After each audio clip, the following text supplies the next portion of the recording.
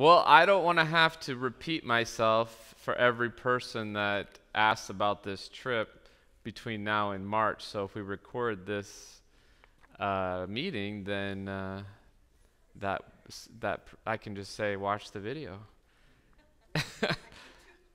and then we can, as we get closer, of course, we'll have a little bit more detail. We'll probably have another meeting towards the end of October. And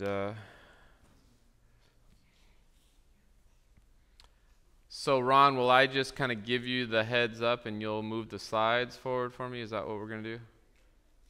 Okay. All right, sounds good. Well, we're not. We'll do a little island time. We'll give people a couple more minutes. That's always said when I was in missionary. It was like island time. If you think you might, if you're already considering going, if you'd like an application, raise your hand and I can just pass them out now while we're, it's one per person, yeah. Huh? Well, I mean, you can. Oh, I guess there's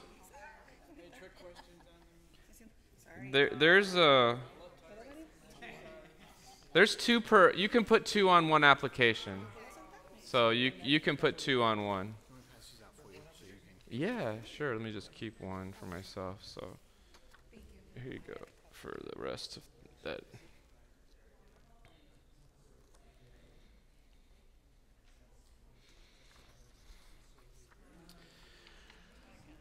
All right.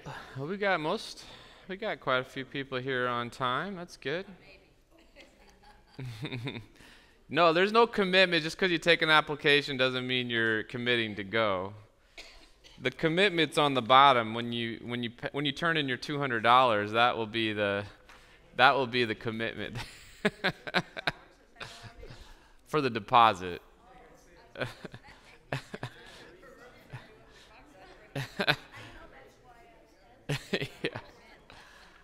Yeah, but that's how you secure your spot. I can't secure spots until deposit money comes in, so that's just the way it works. But we have options for fundraising and stuff we're going to talk about. Good. Well, I think we're ready to get started, and we'll start with a word of prayer. So let's pray. Heavenly Father, Lord, thank you so much for the opportunity we have today to discuss going to Peru, and Lord, just all the details that we have up to this point.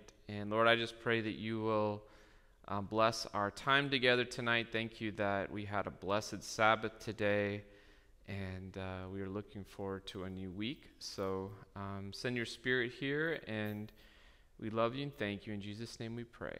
Amen. Amen. All right, if we can go to all right, so who is Maranatha Volunteers International?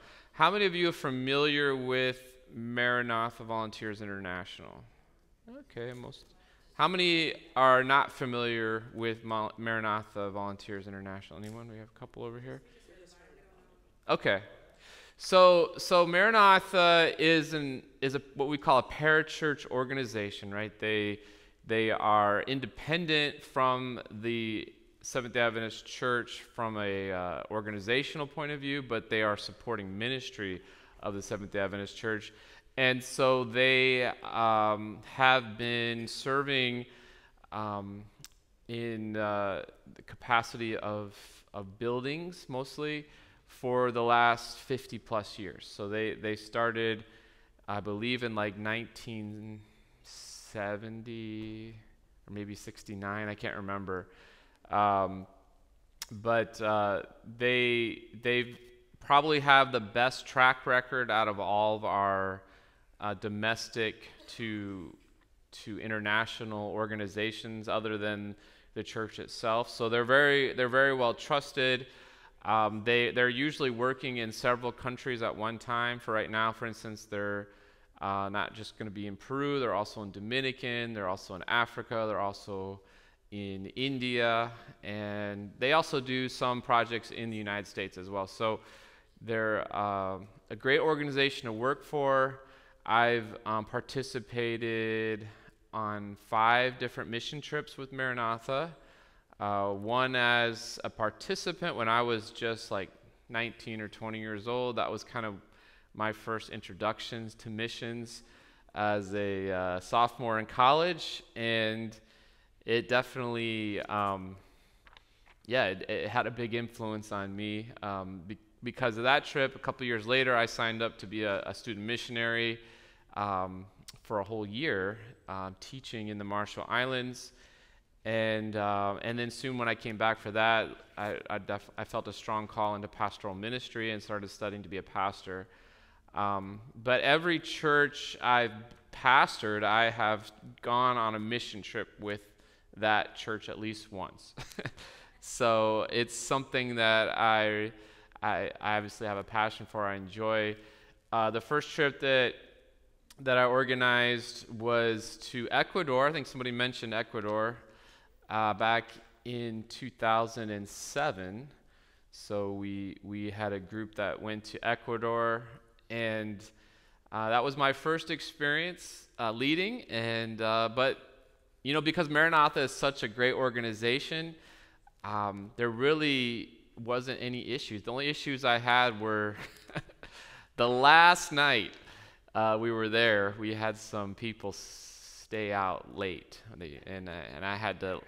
I felt like I felt like it was like people that were older than me, and I'm like 28 years old, and I'm like having to like look for them like children, because the thing is that kind of when you're on this trip, you're an adult, but you need to follow the rules, because we're representing Maranatha and we're representing the Seventh-day Adventist Church. And so it was really frustrating to me that last night people were just out in the town, and I was like you guys can't do this.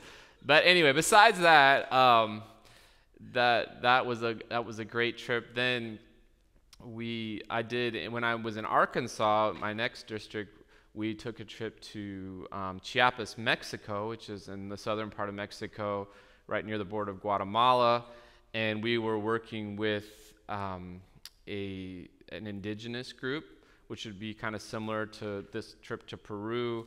Definitely Mayan, and a lot of them didn't even speak Spanish. Honestly, they were still speaking the native dialect there, and we built a church near Palenque. Have you ever heard of anyone who's ever heard of Palenque?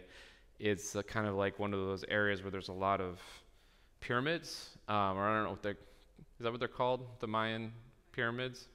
I don't know if there's another term for them or not, but that was a great trip.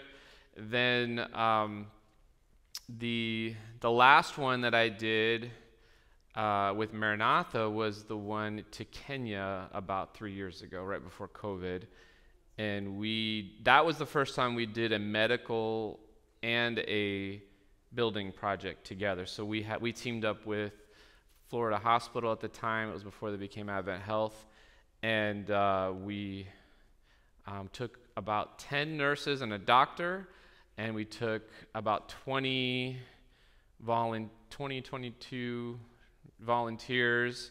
I think there was about, maybe it was like 25, because I think there was like 30 or 35 of us that went, and we built a cafeteria in one of the boarding schools there in Kenya. So yeah, Maranatha is a great organization, and the reason I like working with them is because they always have people on the ground that are local that make sure when you get there, the logistics are all taken care of. That's the main issue that I've seen, other people complain about when they do foreign missions, is like, not having good people on the ground to help, alleviate some of the challenges of working in another country. Let's go to the next slide. So why are we going? Why do I support Maranatha? Why do I believe in missions? For two reasons. Number one, obviously the obvious one is we're going to support a sister church in another country that needs help, right? I mean, they're gathering together in a subpar building, and Maranatha, it's been proven that after Maranatha comes in and builds a church for these groups, they often double or triple in size and often plant new churches. So it brings legitimacy to the group because they're usually working in a heavily Catholic community, especially in Central and South America, which has these beautiful churches, as you can imagine, and other churches as well. But when you just have this small group not meeting in even like a proper building, it definitely slows down their growth. So it's number one, it's evangelism. Number two, we're supporting our brothers and sisters who are Seventh-day Adventists. But more than that, I see it as discipleship for those who go. And even to some degree evangelism. We took two administrators from the hospital who were not affiliated with our church on the last trip. But because they participated with us in worship, they participated with us in serving, and they saw the church working, they were impressed with our organization. They started attending church on Sabbath after that mission trip, and 6 months later, both of them were baptized. And these were like highly, educated people. So a lot of times we wonder, how do we reach people that don't need something? Well, invite them to go along with you and help others, right? Because that's a great way to do evangelism. But more than that, it's a way for us to get out of our comfort zone. It's a way for us to evaluate our own priorities in life, and it ultimately, to me, it encourages us when we come back to do more in our community here. So that's the goal is to grow. So Maranatha's goal is to build people who build churches, right? So it's a multifaceted goal. We're going, yes, but we benefit just as much for going as the people we're serving, and sometimes more so, because it can really have an impact, like it did on me as a young person. I'm a pastor now. I mean, because of mission trips when I was a young adult. So that's why we're going. Let's go to the next slide. So those are some pictures there from our last trip to Kenya. That's pretty much what the building's going to look like when we get there. I don't know the size of it at this point, but as you can imagine, there's going to be a metal kind of frame up and a slab and a bunch of blocks laying there. So wherever we, and that's kind of how we get started. We have the first day, those of you who will be doing the construction side of it, that the first day is just kind of, maybe some of you have laid block before. If not, don't worry. We take about an hour, and as long as you can pick a block up, lay it down, and measure with, there's a little line that you use to kind of measure it to make sure you're going up straight. But even if you mess up, they have a construction team there that kind of pushes the wall back if you're building your wall a little bit crooked. So don't worry too much about it. But yeah, after the first day, you start getting it down, and it's a little bit of a learning curve, but not too much. And so if you're interested, you're either going to be if you're on the construction side, you'll be laying block, or you'll be mixing cement, or you'll be assisting other people who are laying block with a wall. And usually you have teams, on each wall. There's like 2 or 3 people on each team, and you just start building the wall. And kind of like Nehemiah, right? He had all this little team set up on each of the sections of the wall. That's what we do when we build one of these churches. And so that's us at the end. At the end of the week, we had finished that building there, and those were the group of us that were doing that. And then on the next day, on Sabbath, we had the ribbon cutting ceremony. And it's really cool. We have a little video that how excited they were after we after we opened it up, because you should have seen the cafeteria they had before. I wouldn't even call it a cafeteria. Do we have that video run? Okay, here we go.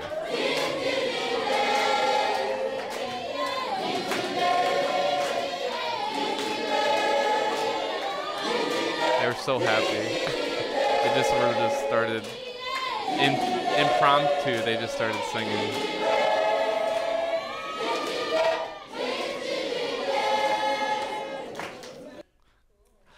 Yeah, so we're not going to a school, but that's where we were in Kenya. But it's the same thing. You celebrate, you dedicate the church, you worship in the church that you spent all week building, and it's a great way to end the week. And then depending on what we decide, there's usually a couple days that we go out and kind of see the area. So where are we going exactly? I know we're going to Peru, but I just found out yesterday, if we go to the next slide. So Lima, of course, is the capital of Peru. So we'd be flying from Miami into Lima, and then from Lima over to Lake Titicaca. And so we would be building the church down there in one of the towns close to there. They haven't exactly determined which area we're going to be, but we know for sure it's going to be down there.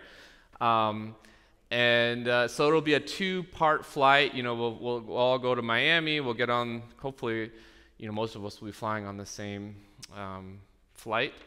And then we'll head to. What I was looking online, it looked like we'd be leaving Thursday night and arriving there Friday morning.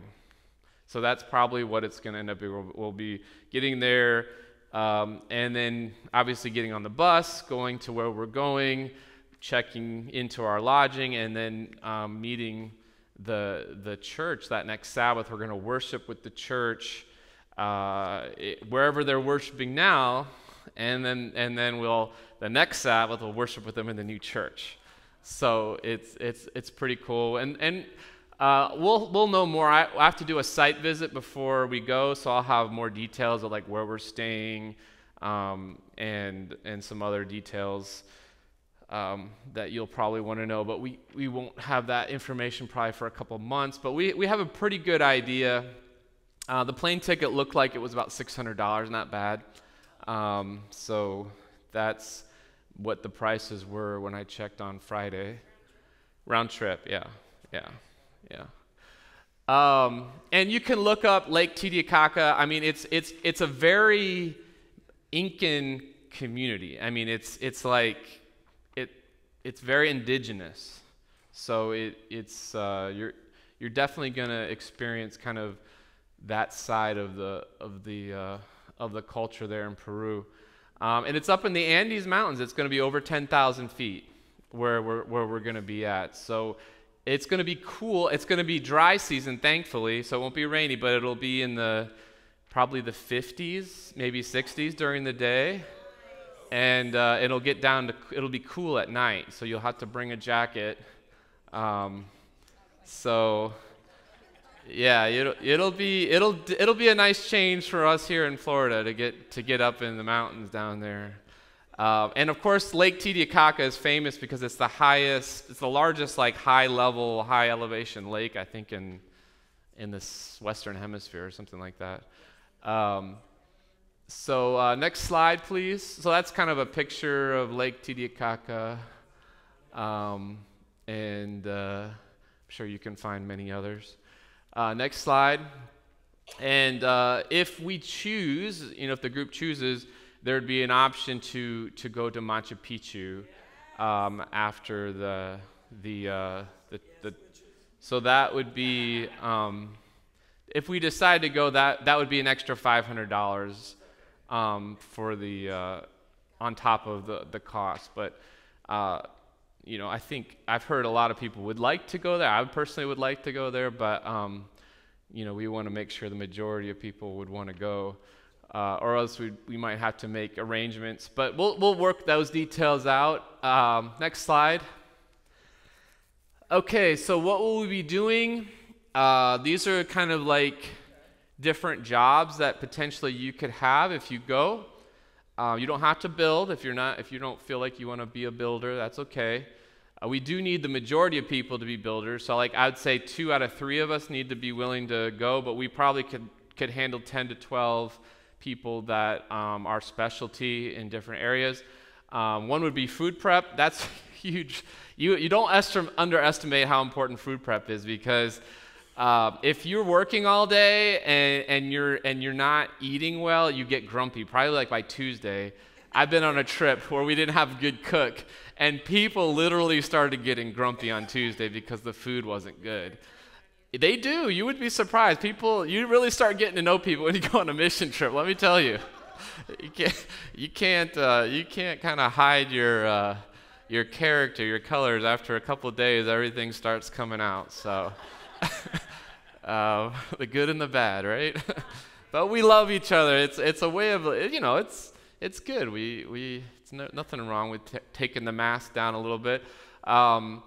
So we also are going to do a VBS. So if some young, like some teenagers or even like older elementary age kids ended up coming, they could potentially help with VBS. Obviously, adults could help with VBS too. And then community outreach. Depending on who's going, it depends on our skill set. If we have a doctor going, if we have a dentist going, if we have a health educator going, there's different other things that we can do depending who decides to go and our skill level, and we can work that out. So the outreach part is kind of flexible. But that's another option as well. That's pretty much it. So, and sometimes you could be doing more than one. You could do construction in the morning, and then the afternoon you might go and help with VBS or something like that. Or you help in the morning with food prep, and then in the afternoon you're teaching like a health class or something like that. So there's definitely people that you could be doing multiple things while you're there. But that's essentially those would be the jobs you'd be doing, one of those jobs for sure if you went. Next slide. All right, so I have applications here. Now, of course, if you take one, you're not required to fill it out, but this is just going to be something that I think maybe, Jeff, maybe a few people came in late, so maybe if somebody else wants an application, they can raise their hand. You can actually have more than one person on an application. But the application, you will be able to explain on the application what you feel like you would like to do, where you feel like you would fit in best. And if you don't have a passport, that obviously is a requirement. I don't know.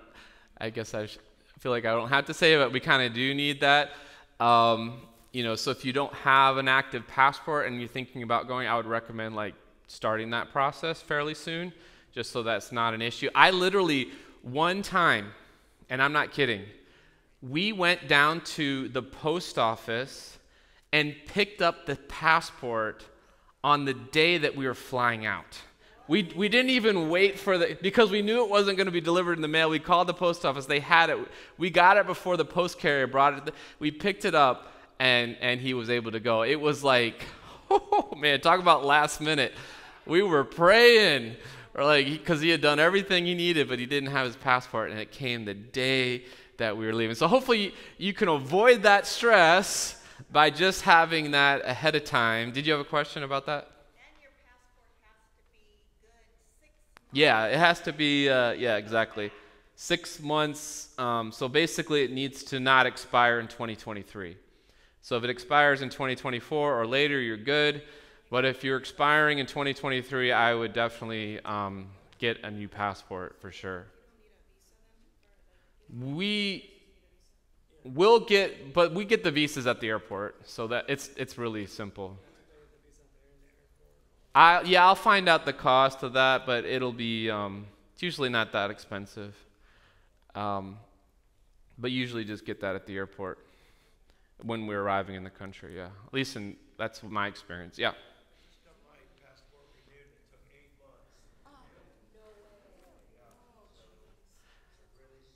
it's hopefully that's not typical. Usually it's within 2 months, but was it?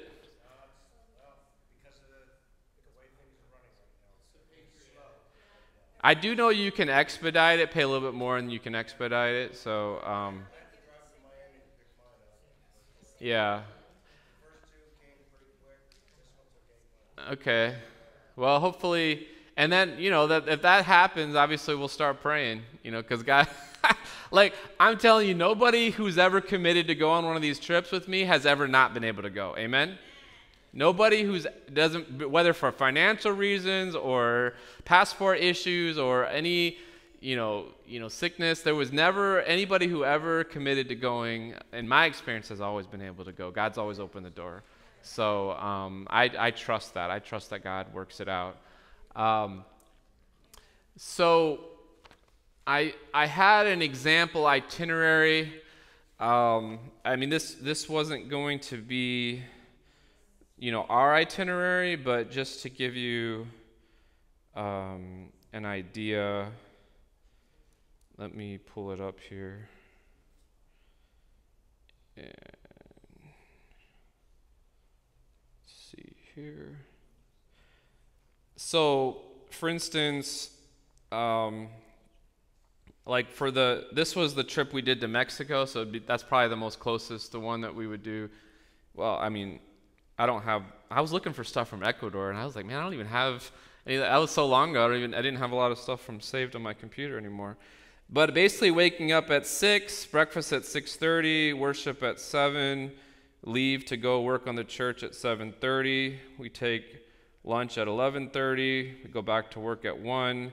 Then we had VBS starting at 3, quitting at 5, 5:30 clean up and shower, 6:30 supper. 7:30 mandatory group meeting and worship, 8:30 free time, 10 o'clock bedtime. So that's kind of a typical day, a work day, I should say. For Sabbath, like I said, it's more. We may be, if there's like on the Sabbath, if we're by Lake Titicaca, we'll probably in the afternoon go over there and just enjoy a Sabbath afternoon at walking around the lake or something like that. So we'll try to do stuff like that to get just to enjoy, like we were talking about in my sermon, right? The revelation, I mean, there's something beautiful, just about, and that's going to be another part of this trip. We're going to just experience this beautiful country, beautiful scenery that exists down there. I think, so one thing that you're going to want to know is Peru is still, at least at this point, you don't have to be vaccinated, but if you haven't been vaccinated for COVID-19, they require a negative test 2 days before you go. So they were one of the countries that were really strict, and I guess they still are strict to some degree. So you don't have to be vaccinated to go, but if you're not, you're going to have to take a test to prove it that you don't have COVID-19 2 days before we go. And if you are vaccinated, you just have to show that you have the card or whatever it is that you have to show that you got vaccinated. So I think that says that, so I don't think that prevents anyone from going. Which is a good thing. It's just that's the way that their country is working right now. So we talked about passport. We talked about COVID. Then of course, we'll get more information about visas. Usually, like I said, normally that's not a big issue when you're a U.S. citizen traveling to Peru. We talked about the weather. Okay, so the cost. Is going to be for the base price of the trip is probably, if you include airfare, it's probably going to be around $1,500 per person. And if we go to Machu Picchu, then that's an extra $500. So that's why we have to decide, as a group, once everybody who's committed to go, we're going to have to decide, are we willing to raise, to fundraise or to put up $2,000 versus 1,500. But so it's going to be 1,500-ish in that range. If we don't go to Machu Picchu, and if we do, it'll be about 2,000 per person. But like I said, we're starting this 6 months, more than 6 months before we're going. So if you're a young person or you just don't have the extra money that you're not sure you could afford, don't worry. We will do some fundraising for you. I've already had some people come up and tell me if there's somebody who needs some help, that they'd be willing to help people go. So please don't let the money side of things prevent you from going if you want to go. But just be aware that that's the price range that we're looking at for this trip. Next slide. Oh, all right. So that's the end of the overview. Questions that you guys have? Yes, sir. What is included in that cost? Okay, so the cost would include I mean, assuming it depends if everybody's buying their own airfare or if we're buying it as a group. So that's a variable that we're gonna have to look at.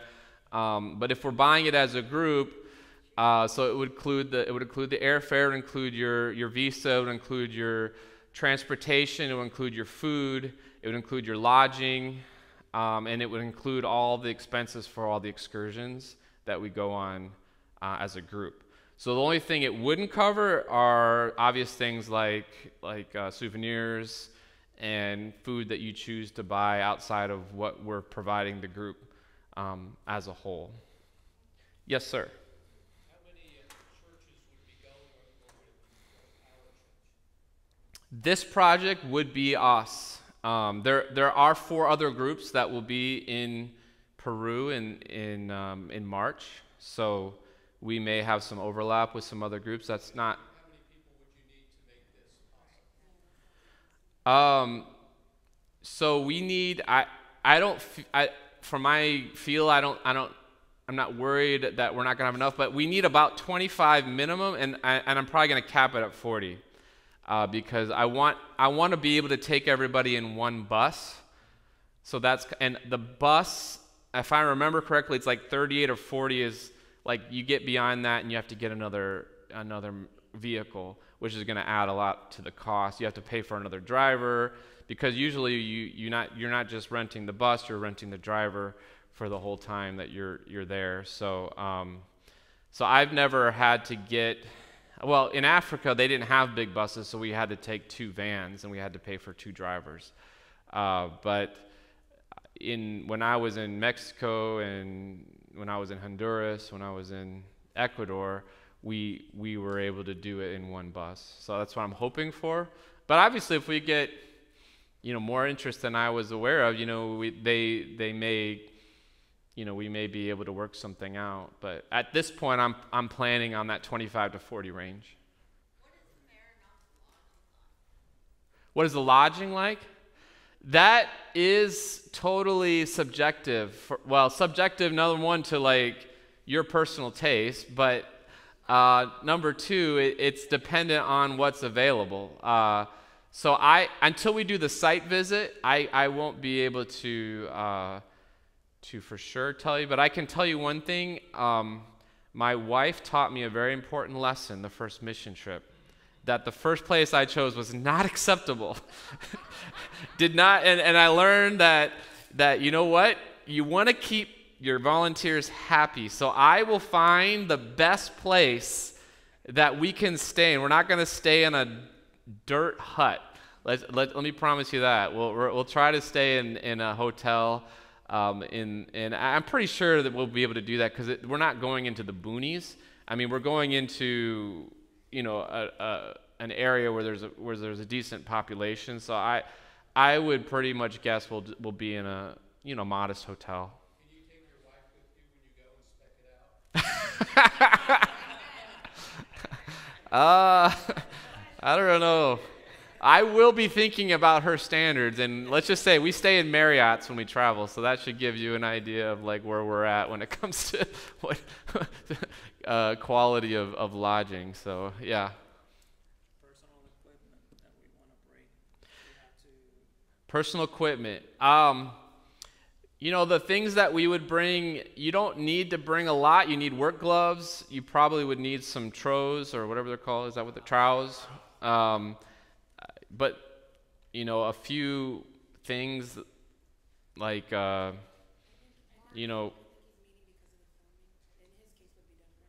we'll maybe bring a couple guitars. If you're bringing filming equipment, then, that would be, we'd probably, it'd be good to have somebody that's, recording things and kind of, yeah, so we would bring that ourselves. Yeah, we would be responsible for bringing, they're going to have all the heavy duty construction equipment. They'll have the tools, the general tools that we need to do our job there. So it's just more for your own comfort. Some people like to have those knee pads when they're working on construction sites. Some people, you obviously want to, wear a hat because it's probably going to be sunny. I mean, just basic stuff about, we live in Florida. We know what it's like to be out in the sun. So it'll be cooler, but it should be sunny because it won't be like sweating hot, but we could still get sunburn. Yes, anybody else? Question. If someone approaches us from a sister church, at this point, we're going to wait and see what happens with our church? We're going to give preference to our church first for people to sign up. But definitely, we're not limiting to our church. In fact, my construction guy is from Daytona because he's the one that went with me to Kenya, and so I know for sure he's going to be coming. But yeah, no, this isn't just for us. I mean, I want to give priority to us. If it gets to that point where we're getting full. But no, we're it's not just for people who are members of Fort Myers Church. Yeah. Yes.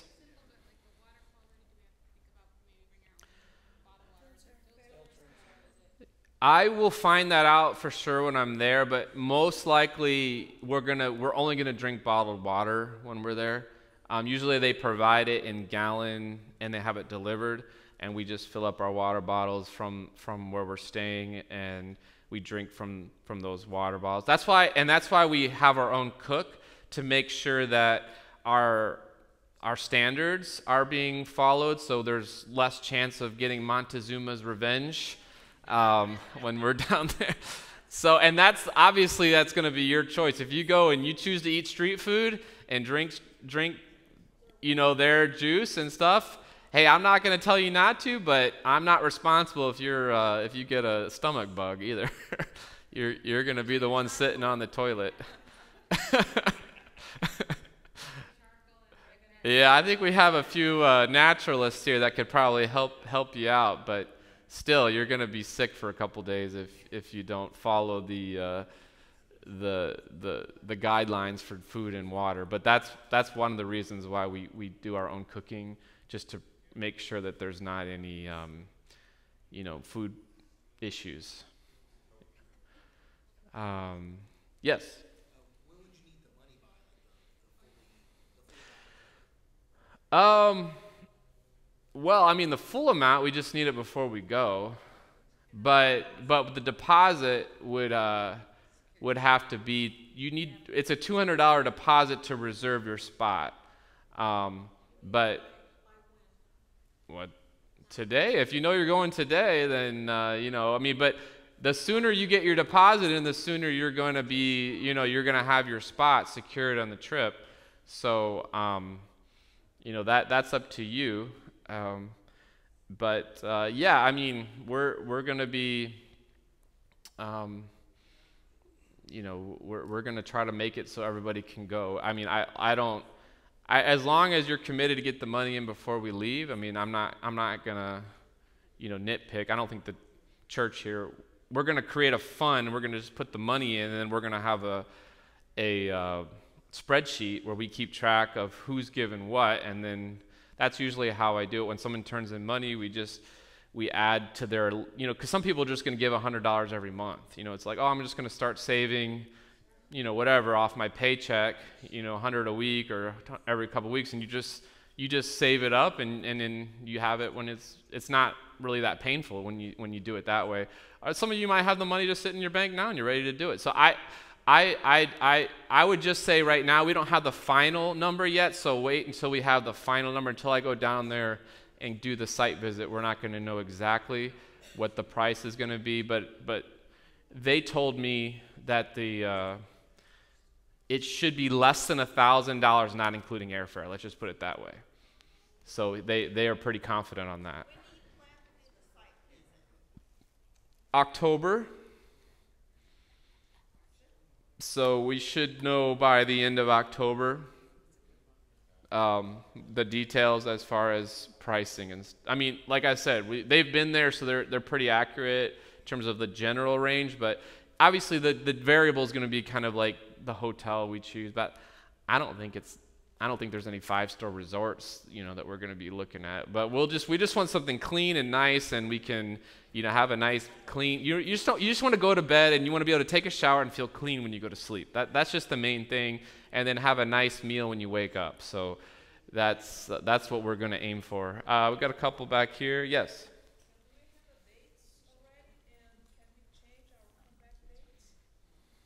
You can change your comeback dates. Yeah, if you can go to the next slide, Ron. I don't know if you're still up there. I think the dates are there. Yeah. So this is the March 23rd is a Thursday. What I'm looking at now is that's going to be a night flight. So we'd be headed. It looked like what I was seeing. We'd be headed over to Miami in the afternoon on Thursday and flying out that night, like around 9 or 10 or maybe 11 or something like that. So that's what I saw when I was looking. And then the 4th is a Tuesday, so that if we're finished on a Saturday, that gives us Sunday and Monday to do the excursion and come back on Tuesday. So that's essentially, it's a 2-day excursion after the mission trip part of it, and then we'd fly back on Tuesday. So that's the general dates that we have right now. But if you want to stay longer or you need to leave earlier, we can make those arrangements for you. Like if you don't want to go to the excursion, you just want to come back, then we'll just have to work something out to get you to the airport earlier. Yes. Is there a local hospital nearby? Let's say somebody gets injured on the construction site. Is there? How far away are we? Like so far out that? So there looked like there was there was 2 towns that looked pretty, decent size there. So I don't know. I mean, I'm just presuming that there would be some, at least some decent medical facilities there. But What were the name of those towns, Charles? I'll tell you. I have it in my email. But the thing is, I don't know which one of these we're going to be working in yet. So it's just, they just told me that it was, let's see. They just told me it's in the Juliaca, Puno area. Juliaca and Puno. So that's the area. It says near Lake Titicaca, or am I saying that right? Titicaca. I think I added an extra I in there or something like that. Yeah. Anyone else have a question? Okay, yes.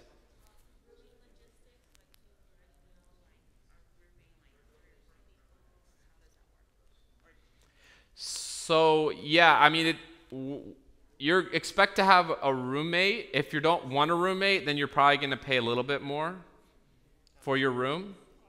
You'd be paying for 2 instead of 1, essentially. But I would expect to have a roommate. And obviously, I'm going to try to, help you guys out to room who you want to room with. So. Yeah, like maybe with the family that can, I would assume 2 beds per room. So, yeah, if there was a way to fit more than 2, I don't know, but we that's my recollection is for most of the trips I went, we always put 2 in each room. A family could be in a room theoretically, yeah. But they might be double beds. I don't know. So it might be a little tight. I don't know. We'll see. We'll see. Yes. So, oh yeah, that's one thing. Maranatha. Oh, that is one. It's a small amount, but there's travel insurance that Maranatha provides that covers everything. So Adventist Risk Management covers us from the moment we leave to the moment we get back. So you don't have to, even if you don't have health insurance, you will be covered for anything that happens on the trip. So yeah, that was a great question. Thank you, because I totally forgot to mention that the health insurance is provided as part of the trip fees. Yes. What about you went back to categories about your food prep? What's the earliest get up? How late? Any idea on that? That would be, whoever ends up being our head cook, that would be up to that person to decide those things. So if we can convince Kathy to go, I'm hoping if it's her or Valerie, yeah, whoever, they'll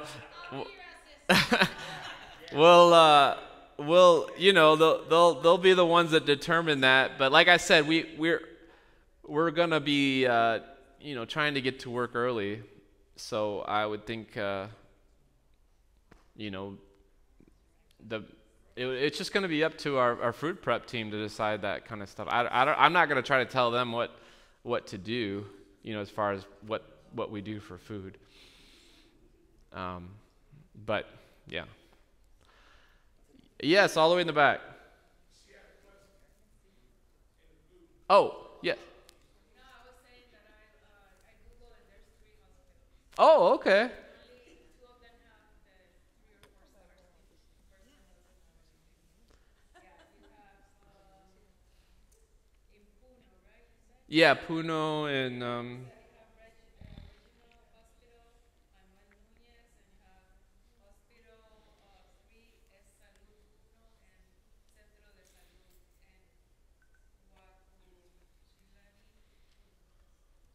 and okay. Thank you. Thanks for looking that up. Is that also in Juliaca, or is that? You Google it, there's lots of, it's pretty subtle. Yeah. Yeah. No. I mean, that area is I think there's a decent population around the lake over there, so we're not going out into the boonies. I mean, we are, but we're not, right? Yeah. I mean, compared to here, yeah, it's gonna feel different, but we're gonna be in a populated area. All right. Anybody else have a question? Yes. What kind of building? It's going to be a church. Yeah, it'll be a block. But I don't know how big it's going to be yet, so we'll see. And it might. Well, I don't want to say anything till I know for sure. So. Yes, ma'am. When will I know? As soon as one of them applies and sends their $200, then I'll know. Because right now I don't. I know there's a few here, but I don't know. It's kind of a lot to leave behind. So it's a pretty big commitment if somebody who has their own practice decides to do something like this. Yeah, if we get someone, yeah, then we'd have a job. We'd have other jobs for people to do if we had, some extraction. I think that would be the main thing a dentist would do, would be extractions, because that's usually the issue. People have infections in their mouth and they just need it. That's all you can really do. I can put people to sleep, but I need a surgeon. Yeah, I don't know, man. That sounds more advanced than maybe. Who knows? Do they have equipment there? I mean, Once we would tell Maranatha that, and then they would help arrange all that. So, because they're used to working, but we'd have to let them know that we want to do that, and then they'd start connecting us with people to make that happen. Yes, ma'am. Would they have like all the materials that the nurses and the doctors and the dentists would need? Like I'm not sure. I'm not sure if we would have to take those materials with us from here. Okay. So. Yeah, I'm thinking like, yeah, I'm thinking we would take some. Yeah, we'd be taking some stuff. Yes. how many suitcases are we allowed to take? I guess is a question. I don't know. How many of you could travel international? What's the standard? What is it? Usually 1 or 2 cases they let you when you go international? Oh, okay. So what I've done before, a lot of trips, if we're taking a lot with us, we told people 1 bag that use for your stuff. The second bag, go to Goodwill, buy a Goodwill bag, and then fill it with stuff that you're going to give away, and just plan to leave the second bag there. So that's normally what we do, assuming that they have 2 allowance. You 1 bag for yourself and 1 bag for, because we're going to be taking stuff minimally for the kids. So I mean, so I would assume 2 bags. So that's what we're going to try to do is get a 2 bag, 1 for yourself and 1 to take stuff. What would you suggest? Like, what should we take? Like things like what, like shoes or? I'll have a list available. Yeah, there's a list that they give. They have a checklist. So once you're on once you're signed up, I'll send everybody the list that you would want to go through to bring your what. Yeah. Yes. You mean like what is their money? Oh, let me look.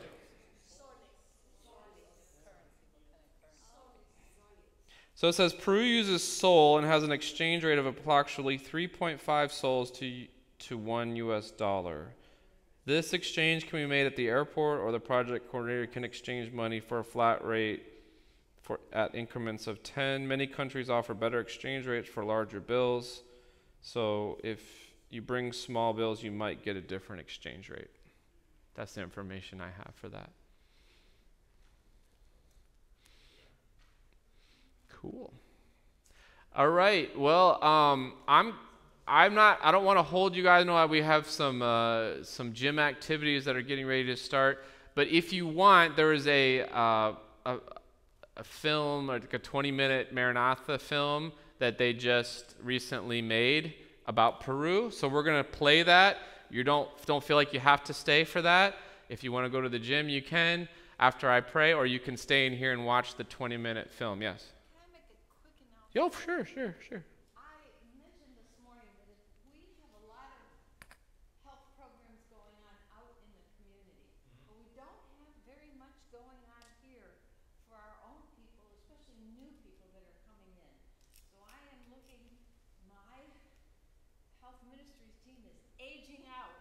They have all these grandchildren, they have all this stuff to do, and they're not as active. I need younger people. And if anyone is interested in being involved in health ministry within the church, ministering to our own people, whether it's cooking classes or potlucks or whatever, let me know. I just need your name and phone number, and I'm going to try to get the fire ignited with a younger group if possible. And that doesn't exclude those of us that are older. But please, give me your name and phone number before you leave. I appreciate that. Thank you. How about personal Valerie? You have any? Yeah, I'll already got that. She knows. You got her GPS. All right. Wonderful. All right. Well, let's pray, and then you guys can decide what you want to do. Heavenly Father, Lord, thank you so much for this time we could spend together tonight, reviewing this great opportunity we have as a church to travel and make an impact on a church in Peru, and also grow in the process in our own walk with you. So, Lord, I pray that if it's your will that anybody who's here tonight to go on this trip, Lord, that you will just make that clear to them. We know we talked this morning about hearing your voice, And Lord, I pray that you just speak to our hearts tonight and in the coming weeks as we're deciding what we want to do, Lord. And if it's your will and if it's your desire for us to go, Lord, then I pray that you make that clear to each person who's contemplating that decision. We love you and thank you. In Jesus' name we pray. Amen. Amen. So, Ron, we're going to start the video, and the rest of you are here for volleyball. We can start going over there for that at this time.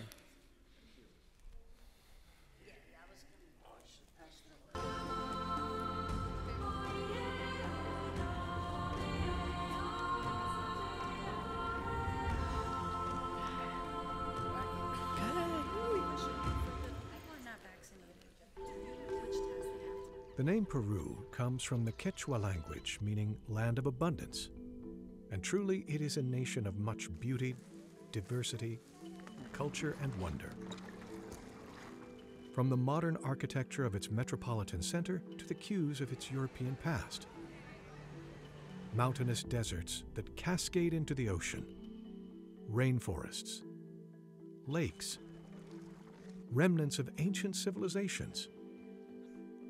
Peru lives up to its name. It is also a place with abundant faith, as Maranatha has witnessed over the many years that we have worked in Peru. In 2003, Peru invited Maranatha to build churches for congregations in need of a place of worship. And over the next few years, more than 3,000 volunteers helped to build 100 churches.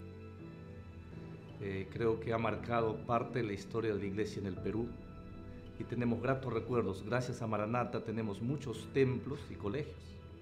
Templos muy lindos, templos bien acabados y lugares donde los hermanos puedan alabar y glorificar el nombre de Dios.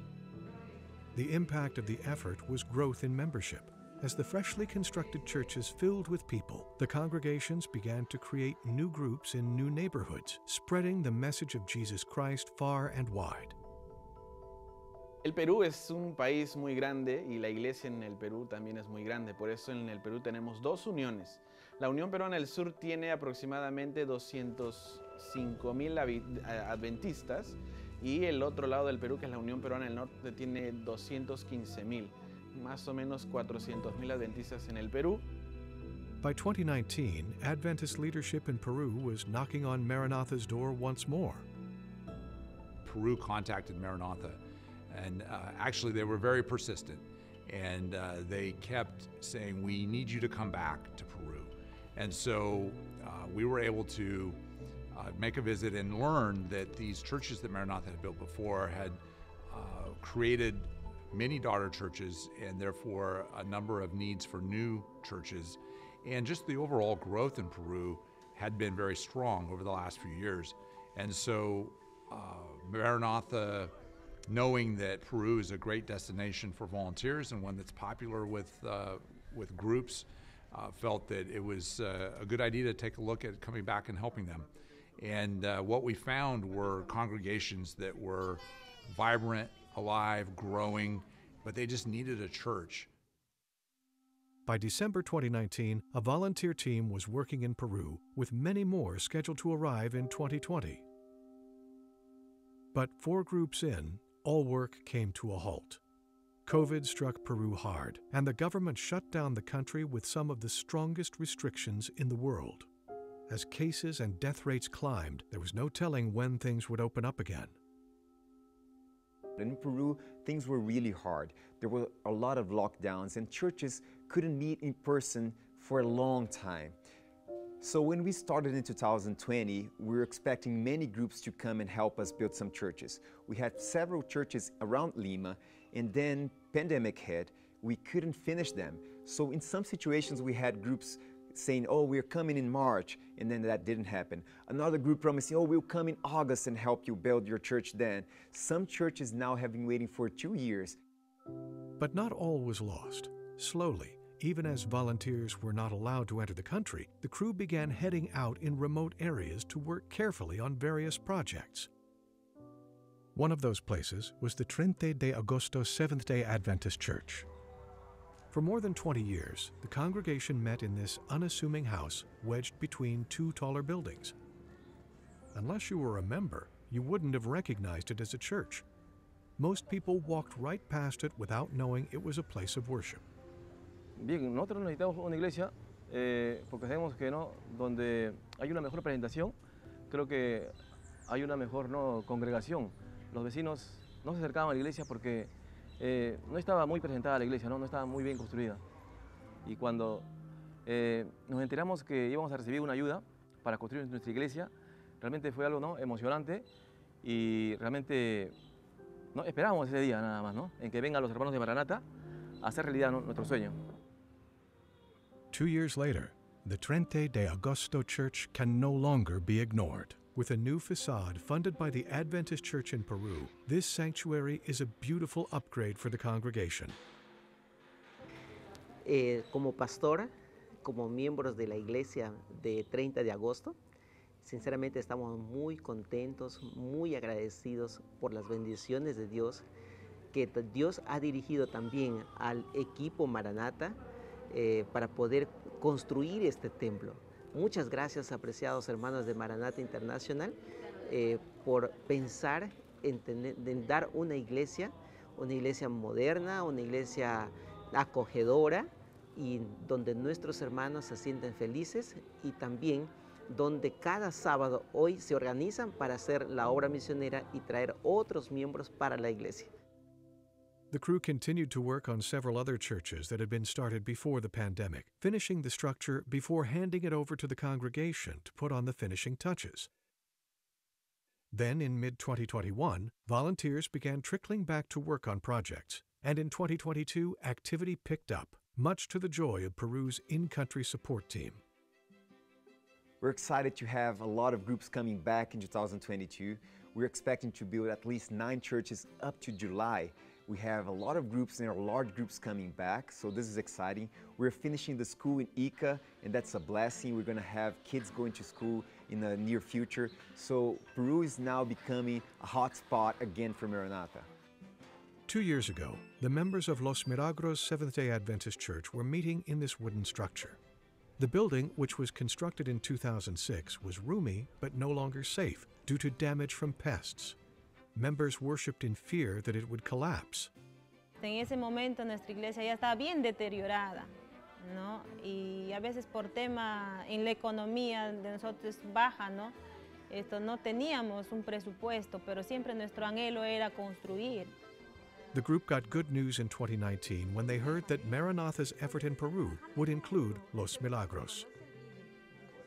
Desde el momento que nosotros nos dijeron ya que tal fecha venimos, hicimos planes, primero para desarmar nuestra iglesia, y como no somos muchos, ¿no? Hicimos en 2 fechas para desatar, una para desatar la iglesia y otra para romper el piso. But when the pandemic started, it seemed everything was lost. If Maranatha didn't return, the group wouldn't have any form of shelter. No sabíamos qué pensar, ¿no? Decíamos que el Señor haga su voluntad, decíamos, ¿no? Porque ya como se dio esta pandemia, también nos sentíamos tristes porque ya nos hizo realidad en la fecha, ¿no? Quizás ya estuviera construido. Cuando nos llamó, usted me llamó, ¿no? Si siguen con la intención, nosotros seguíamos. Y como decía mi suegra, si es la voluntad de Dios, se va a hacer, y si no, no. Pero fue la voluntad de Dios que se haga, hermano. In February and March of 2022, a team of volunteers from Brazil and a group from the United States arrived in Peru to start construction on the Los Milagros Church. The group from the United States also organized a vacation Bible school for the community and a dental clinic. At the end of the week, the group had a dedication service. Ha sido algo impresionante, ¿no? Con el primer grupo también, ver cómo trabajaban los hermanos, las hermanas ahí, ¿no? Todos unidos ahí también. Sí, algo hermoso, hermano, algo hermoso que no sé ni cómo agradecer esas cosas, ¿no? Esa bendición. Después de tanto pensar, ¿no? Anhelar ese templo y no poder, ahora lo hemos logrado gracias a usted, al Grupo Maranata, ¿no? Gracias a nuestros hermanos del Brasil, de Estados Unidos que están ahora con nosotros. Nos sentimos ahora alegres y yo me siento sí, fortalecida con el Señor. Siento ánimos de trabajar, ¿no? Ánimos de seguir adelante.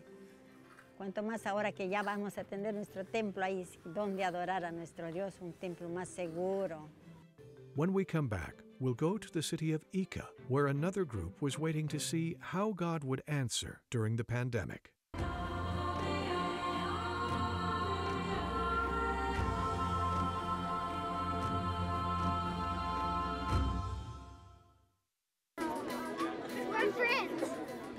Know a kid who loves mission stories? Tell them about Maranatha Kids. Maranatha Kids is a fun and easy way for your children to explore the mission field and learn how even kids can make a difference for God. Each week, we'll email you a short video featuring a person, place, or facet of the work Maranatha does around the world. You'll also receive a discussion guide with additional information, questions to consider, as well as things to pray about. You can also join the Maranatha Kids Facebook group for additional content and to connect with other mission-minded families. Visit maranatha.org/kids to sign up and get your little volunteer started on their mission adventure.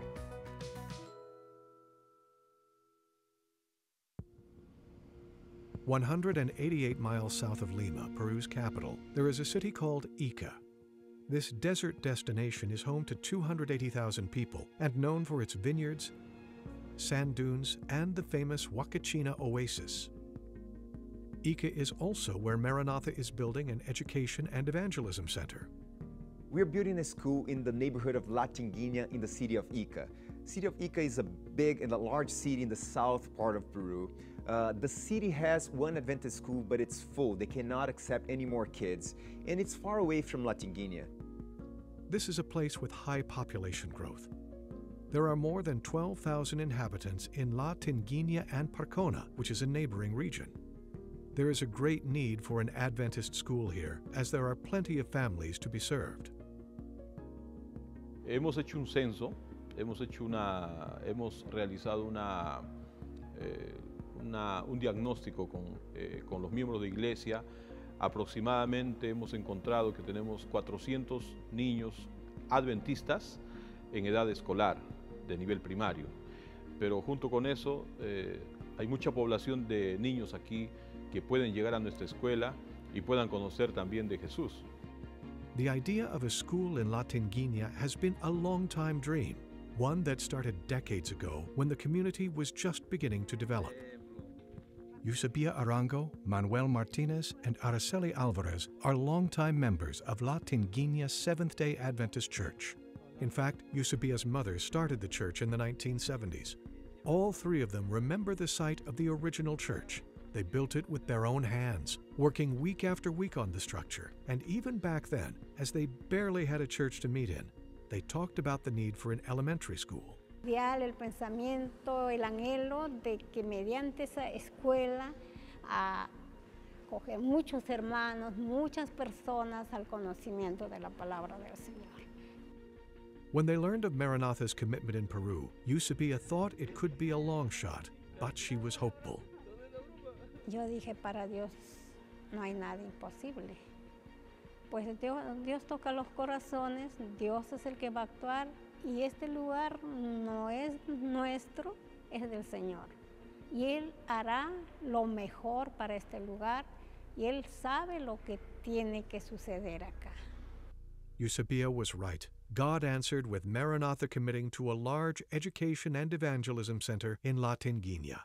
But the new building required the church to tear down their existing church first. Pero después cuando dijeron, tumba la iglesia, ¿pero para qué? Si no van a hacer iglesia. ¿Por qué tienen que tumbar la iglesia, no? Eso, yo me quedaba pensando, pero iglesia, ¿pero para qué? ¿Y dónde nos vamos a ir?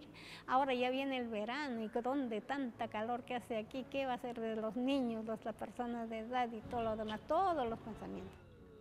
For Manuel and Araceli, the church represented a lifetime of memories. Lo construimos nosotros con nuestras manos, ¿no? Y una vida. Ahí me casé, se casó mi hijo, Mis hijos nacieron adventistas y gracias a Dios hasta ahora permanece, se caían las paredes y se caían nuestras lágrimas. Entonces, pues, me dio tristeza, así como lo digo, derramé lágrimas porque a mi mente vino los esfuerzos, las cosas que habíamos pasado, las dificultades que habíamos tenido para construir ese templo donde adorábamos al Señor. Ahora verlo caer poco a poco ahí, como que se me caía la vida también a mí. Tristes en el sentido de que yo 45 años en la iglesia y cuando se caía, yo le decía a mi esposa, se está cayendo los muros de Jericó, le digo, ¿no? Y mucha gente lloraba. Como siempre lo digo, es que las cosas no estaban siendo dirigidas por un ser humano, sino las cosas venían de arriba. Entonces yo dije, Señor, ya una vez más yo te suplico que pues si vamos a tumbar este templo que sirve para adorarte, pues tú sabrás cómo vamos a estar. Porque si tú en el antiguo, pues a tu pueblo lo has mantenido, has sabido cómo cuidarlos, nos cuidarás, también nos protegerás. The congregation built a temporary area with tarp for worship. It felt like they were back at the start, decades ago, homeless. When COVID hit shortly after, it put a pause on everything. But then the work, ever so slowly, began. Ya durante el proceso, cuando yo empecé a ver el trabajo, que ya iban poniendo una columna, un piso, las cosas, yo ya estaba agradeciendo al Señor. No había más otra cosa que hacer, hermano. Araceli's husband, Manuel, helped to watch over the site to make sure the tools and materials were safe from vandals and thieves. La pandemia la pasó mi esposo acá, nosotros veníamos con él, esta era nuestra casa, para no estresarnos en casa encerrados y ver el avance, ¿no? Venir a los voluntarios, cómo trabajaban, ¿no? Como hormiguitas, una experiencia inolvidable. Y cuando vi los primeros voluntarios que han llegado, hermano, sí derramé lágrimas de alegría. Ahora esta vez de alegría, no de tristeza, sino de alegría. Pensar que jóvenes, hermanos de diferentes edades, vienen dejando su casa, tal vez su comodidad donde tienen otros lugares.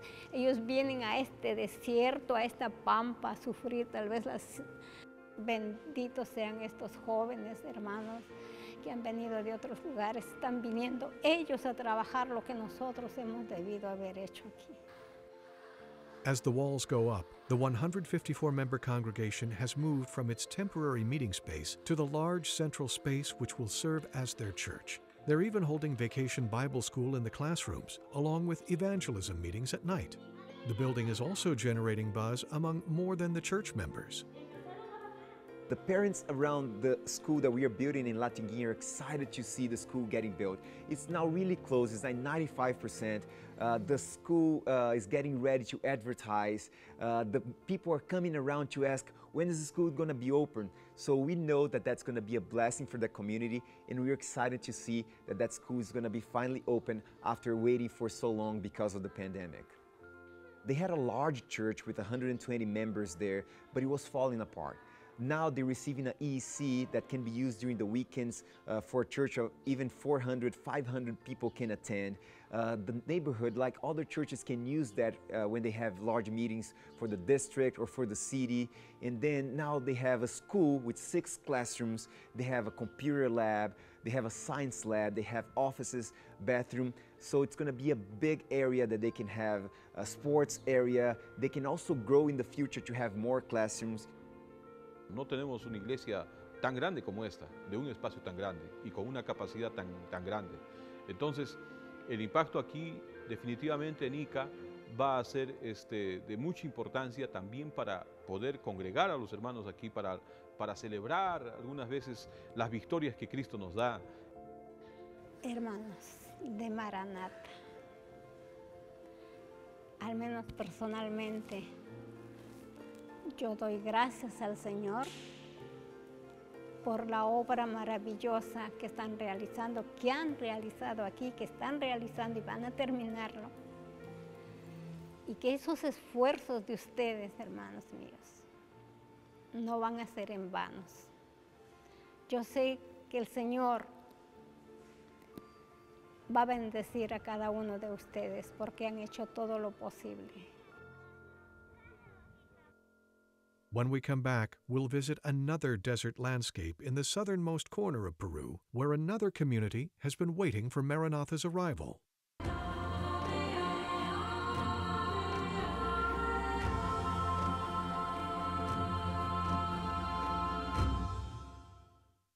It's unique, it's simple, it's affordable. This is the One Day Church, Maranatha's worship solution in remote areas of Africa for church families who have no church home. A frame and a roof is the beginning. Local church members do the rest. The One Day Church starts at $7,500, a price which can be divided into $1,500 shares. Each share comes with a photo of the church you helped build. The One Day Church, a home for our church family. Roughly 22 miles from the border of Chile is the city of Tacna. Tucked in the Andean foothills, buildings and homes are packed into a desert valley with sandy hills rising from all sides. With more than 286,000 residents, Tacna is the 10th most populous city in Peru. There is an active Seventh-day Adventist community here, with a large church located in the main city. 12 years ago, Maranatha built a handful of churches in Tacna. Those are now thriving. But for those believers who live on the outskirts of town, the trek to worship is a long one. This is Francisco Niña and his wife. They live in the higher region of Tacna. Years ago, they used to walk to church, as it was too expensive to take a taxi. Bajamos a pie. A pie bajamos. Demoramos casi 40 minutos, a veces casi 50 minutos demorábamos a pie. Y en la noche también teníamos que subir a pie, ¿no? Entonces, esto es lo que dificultaba para nosotros y él oraba por eso bastante. Finally, he started a small group in his home. Then, when the group grew, they worked together to buy a plot of land where they built a simple structure. La iglesia de Alto Tacna está con material, no es reciclable, pero sí un poco precaria. Everything is made with flimsy materials. The roof is made with thin metal and bamboo. The Sabbath school classrooms are temporary. The property is divided with a rubber material common in Tacna. The front wall is thin wood. There's no real floor, just sand covered with sacks to keep down the dust. Despite the humble conditions, the church does its best to be active and share the gospel with its neighbors. However, they've reached a point where the quality of the building, or lack thereof, is a problem. A veces con algunas donaciones quieren de repente aportar un equipo o algo, no se puede porque no hay seguridad. Tenemos el miedo, ¿no?, de que puedan venir amigos de lo ajeno, ¿no?, y llevarse algo. Al margen de esto, como usted ve también el calor. Maribel says they want to provide a comfortable place for the kids, as it's important for them to have a space of their own. They've also organized social activities with the neighbors that went well, but she's worried they won't return because of the space. It's a simple church, and it's not comfortable. It isn't a peaceful space. She says the neighbors want to come and join the church, but sometimes the building is a deterrent. Fortunately, Alto Tacna is on the list of places that will be receiving a new church from Maranatha. Entonces yo pienso que el hecho de construir una iglesia aquí va a ser muy importante porque los vecinos también van a conocer que realmente hay una iglesia, ¿no?, donde vienen a alabar a Dios, donde de repente pueden también ellos acercarse, conocer más, ¿no?, que es la intención también de la iglesia, ¿no?, predicar la palabra de Dios en la zona de aquí de Alto Tacna y que, bueno, los vecinos colindantes, ¿no?, que son en primera instancia nuestra primera línea, ¿no?, para poder alcanzar. After years and years of praying for God to provide Alto Tacna with a real church, this faithful congregation will finally have a new church home, thanks to the generosity of Maranatha volunteers and donors. And after 2 years of waiting through a pandemic, Maranatha's team in Peru is eager to complete structures that were started in 2020 and break ground on new projects like Autotacna. We started our work in Peru in 2020 and the pandemic hit. We waited for a little while and now we have a lot of groups coming back. At the same time, we are hearing the need of many churches around the country. We were just visiting the jungle, the area of Pucallpa, and they showed us a list of 50 churches that can receive a Maranatha structure. We also talking to the mission in the Lake Titicaca area. They sent us a list of 60 places where they can receive a Maranatha church. So we also have the same situation in Cusco area. So in the future, we can be helping a large part of the country with a lot of churches, and it would be exciting to have you come and help us. Despite a setback at the start, there are big plans ahead for Peru in the next year, and each plan calls for your help. Projects in Peru need funding and volunteers. So if you can help, please visit our website to make a donation or to sign up for a project. Una iglesia que está viva es una iglesia que crece y nosotros tenemos la convicción de que el crecimiento no solo se traduce en bautismos, para nosotros el crecimiento se traduce en nuevas iglesias. Por eso para nosotros Maranatha es un socio estratégico, un aliado estratégico para cumplir esa misión. Necesitamos seguir creciendo en iglesias y es nuestro desafío tener muchas más iglesias y Maranatha viene como anillo al dedo para que podamos cumplir esa misión.